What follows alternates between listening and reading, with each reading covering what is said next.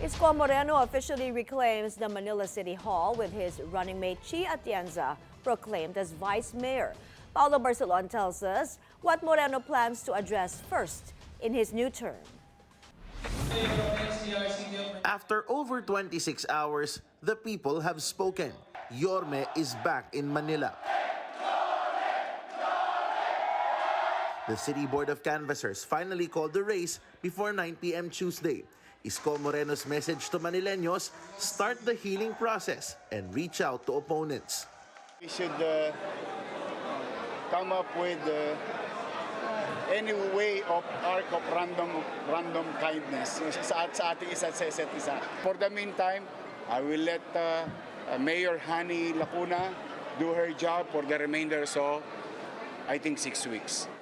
Hours before the proclamation, his former governance partner, outgoing Mayor Hani Lacuna, conceded the race and thanked Manileños for their support.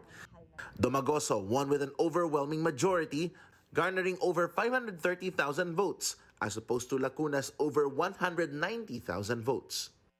Ang pagmamahal ninyo at pagtitiwala sa pamilyang Lacuna, magmula pa sa aking ama na si Danny Lacuna, ay hinding-hindi ko malilimutan magpakailanman. Mahal na mahal ko po kayong lahat, mga kapwa kong Manileño. Pagpalain tayo ng poong may kapal. Moreno and Vice Mayor-elect Chi Atienza say they're now moving to prepare for their term. And among the first order of business, ensure garbage collection in the city is prompt and timely. Hindi ako mangingimi kung ano man yung mangyayari sa kanila pag hindi sila nagbuti. Because kapakanan ng taong bayan itong pinag-uusapan natin, hindi negosyo nila.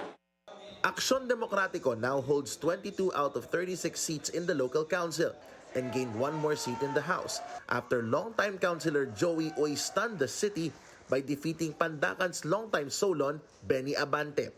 Asenso Manileño, Moreno's former party, still has 4 seats in the House and 14 city councilors. Paulo Barcelon, Billionario News Channel.